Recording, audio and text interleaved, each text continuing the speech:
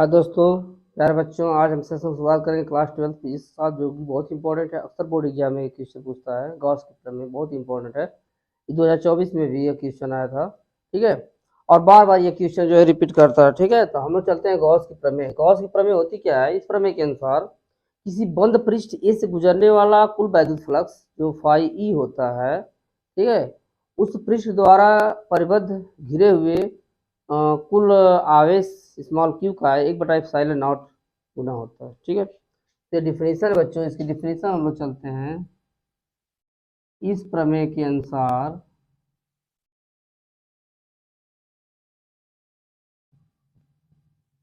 इस प्रमेय के अनुसार किसी किसी बंद पृष्ठ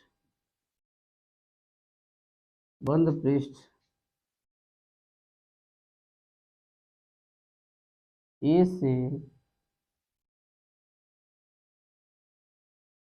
गुजरने वाला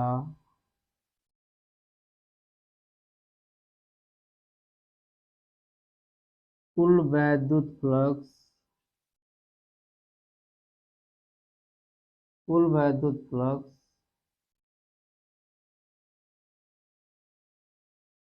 कुल वैद्युत फ्लक्स फाई कैपिटल ई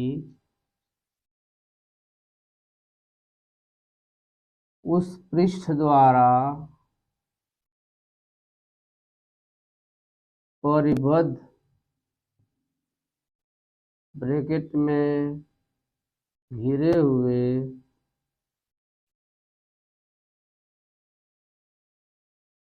कुल आवेश स्मॉल क्यू का, ठीक है, क्यू का 1/एप्सिलॉन गुना होता है, ठीक है बच्चों। ये इसकी डिफिनेशन है। अतः हमारा हो जाएगा आई ई बराबर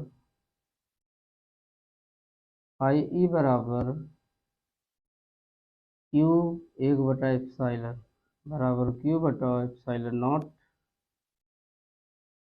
ठीक है। परंतु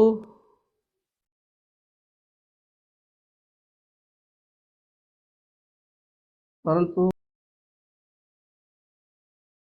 बंद पृष्ठ ए से बद्ध कुल वैद्युत फ्लक्स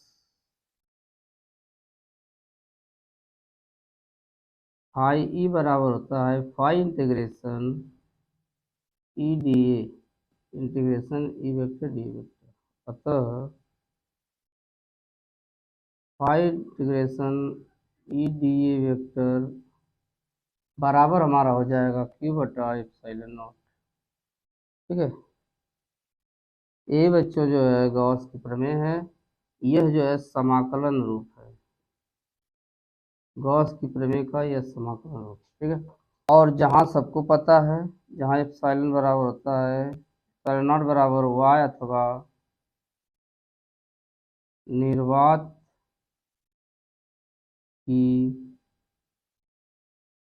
वैद्युतशीलता। चलते बच्चों गॉस की प्रमेय का निगमन करते हैं, ठीक है। माना कोई जो है यह ले लेंगे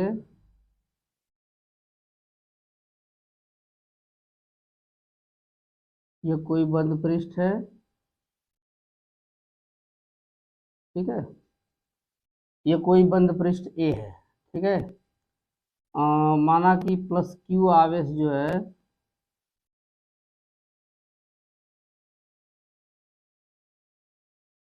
बिंदु ओ पर स्थित है, बंद पृष्ठ ए के भीतर, ठीक है। बिंदु ओ पर कोई प्लस क्यू बिंदु आवेश स्थित है, ठीक है। जिससे आर मीटर की दूरी पर पृष्ठ ए पर कोई बिंदु पी है, ठीक है, आर मीटर की दूरी पर, ठीक है। माना कि बिंदु पी पर पृष्ठ ए के चारों ओर क्षेत्रफल वेक्टर जो है डी ए है, क्या है? डी ए है, ठीक है। अब इसको हम इससे मिला देंगे, ठीक है। अब माना कि इस क्षेत्रफल जो अल्पांश क्षेत्रफल डीए है, ठीक है, इसकी अनुदिश जो है यह ये हमारा जो है बिंदु वेक्टर है, और इसके अनुदिश जो है ये क्षेत्रफल वेक्टर डीए वेक्टर है, ठीक है। और इसके अनुदिश जो है यह अविलंब अनुदिश एन कैप है, ठीक है। इसके बीच कोण थीटा है, समझ में आया ना। और यह जो है हमारा घन कोण है। तो घन कोण आप लोग जानते हैं, किसी गोली पृष्ठ का क्षेत्रफल जो है गोले के केंद्र के साथ जो कोण अंतरित करता है उसको घन कोण कहते हैं, ठीक है बच्चों। तो ये हमारा जो है फिगर बन गया, ठीक है। अब चलते हैं, हमको लिखना कैसे है।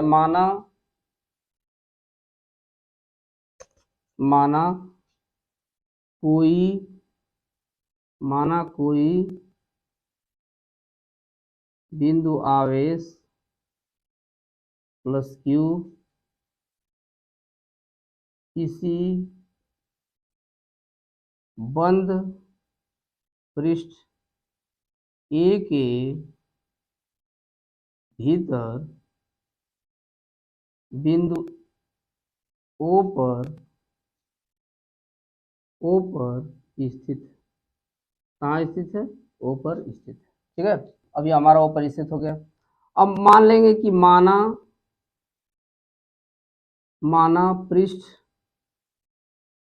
ए पृष्ठ ए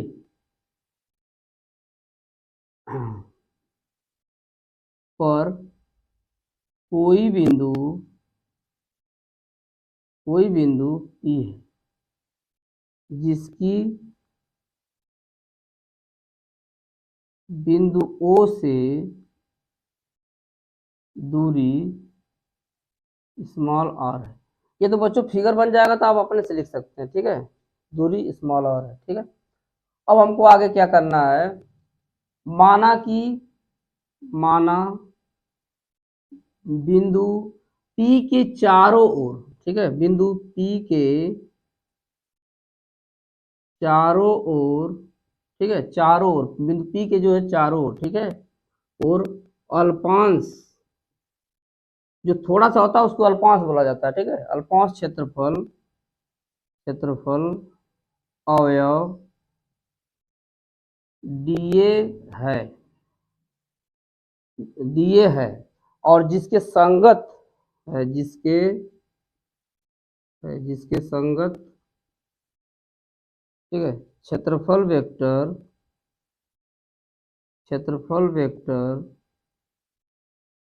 डीए वेक्टर है, ठीक है बच्चों, ठीक है।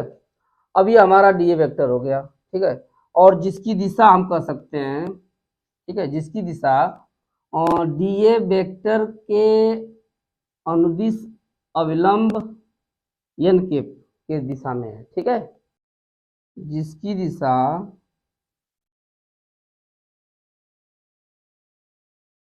बिंदु P अल्पांश क्षेत्रफल डीए के बाहर की ओर खींचे गए अविलंब के अनुदिश है। अविलंब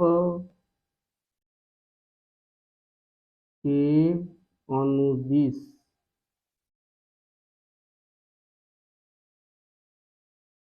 ठीक है। देखिए ये अविलंब के अनुदिश है, ठीक है। माना बिंदु P पर रखे बिंदु आवेश प्लस Q के कारण बिंदु P पर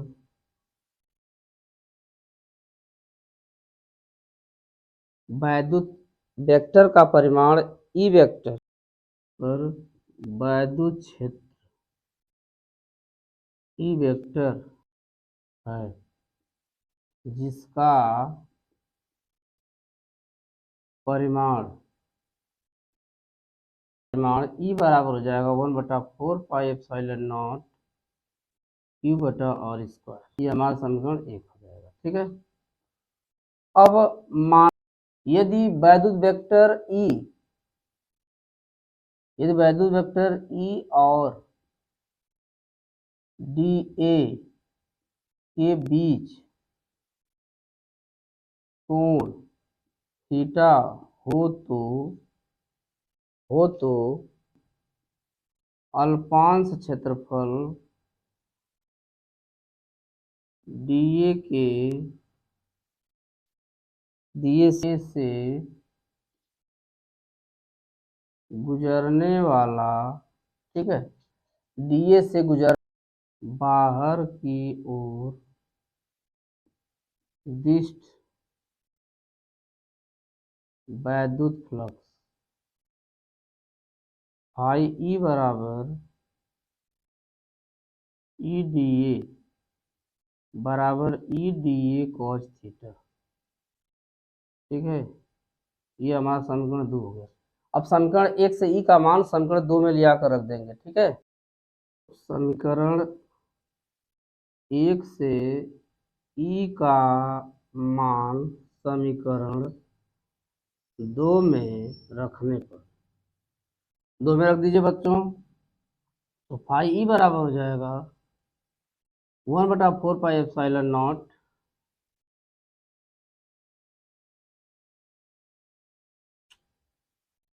हाँ ठीक है, 1/4 पाई एप्सिलॉन नॉट क्यू बटा आर स्क्वायर और डी ए कॉस थीटा। अब इसमें से बच्चों डी ए कॉस थीटा बटा आर स्क्वायर निकाल लीजिए, क्योंकि यह घनकोण होता है। ठीक है, ये हो जाएगा क्यू बटा 4 pi epsilon not D A cos theta बटा आर स्क्वायर। ठीक है, इसको हम लोग समीकरण 3 मान सकते हैं। डी ए कॉस थीटा बटा आर स्क्वायर बराबर डी ओमेगा, घनकोण है, हमने घनकोण की डिफिनेशन बताया था, कोई किसी गोली पृष्ठ का क्षेत्रफल गोले के केंद्र के साथ जो कोण अंतरित करता है वो घनकोण होता है। अतः समीकरण 3 से बच्चों हो जाएगा फाई ई बराबर हो जाएगा क्यू बटा 4 pi epsilon not D omega. ठीक है, अब हम लोग कुल वैद्युत फ्लक्स लिखो, आवेश, अतः बिंदु आवेश के कारण संपूर्ण पृष्ठ ए से बाहर की ओर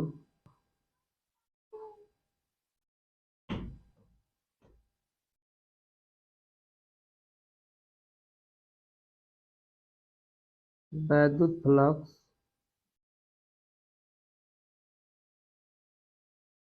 ये हमारा जो है ये डी फाई ई है। ठीक है, ये डी फाई ई है, सॉरी भूल गए थे, डी फाई ई है। ठीक है, डी फाई ई, ये हो जाएगा फाई ई बराबर फाई इंटीग्रेशन, इसका मान रख देंगे बच्चों क्यू बटा 4 pi epsilon not D omega, इसमें से यह चीज अचर है बच्चों, बाहर निकल जाएगी, डी ओमेगा, इसका मान जो है,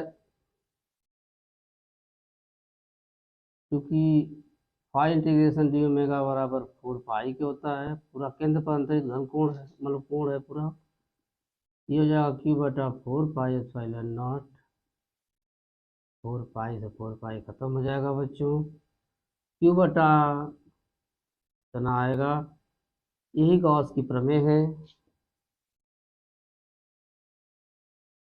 यही गॉस की